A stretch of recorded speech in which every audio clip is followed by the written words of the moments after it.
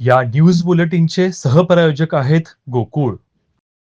बोरपाडा येथील ग्रामदैवत चंद्राताई देवीच्या यात्रेनिमित्त आयोजित जंगी भव्य कुस्ती मैदानात कुस्तीप्रेमींना रंगतदार लढती पाहायला मिळाल्या. मुख्य कुस्तीत राशिवडेचा सौरव पाटील व गंगावेश तालीमचा अशफाक तांबोळी यांच्यात चुरशीची झुंज झाली. मात्र लढती दरम्यान अशफाक जखमी झाल्याने त्याने माघार घेतल्याने सौरव पाटीलला गुणांनी विजयी घोषित करण्यात आले. इतर प्रमुख लढतींमध्ये राशिवडेच्या प्रतीक मेहतरने गंगावेश तालीमच्या सूरज मगरवर गुणांनी मात केली आहे. राशिवडेच्या श्रेयस घाटने दुहेरी पटाचा डाव टाकत पेरीडच्या करतर कांबळेला चितपट केला. बोरपाड्याच्या संतोष पाटीलने सांगलीच्या नितेश कुमारला घेसा डावावर हरवले. वारणानगरच्या विश्वजित पाटीलने साईडपट्टी डावावर वडणगेच्या ऋषिकेश मानेला पराभूत केले. बोरपाड्याच्या शुभम कोळीने कोल्हापूरच्या जय पाटीलला एकेरी पट डावाने मात केली, तर शुभम निकमने धोबीपछाड डाव करत सांगलीच्या वैभव चौगुलेला आसमान दाखवले.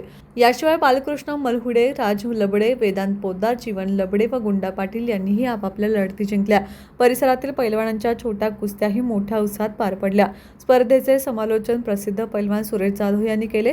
मनोज चव्हाण, अशोक कोळी, सुदीप पाटील, सरपंच शरद जाधव यांच्यासह अनेक मान्यवरांनी पंच म्हणून काम पाहिले.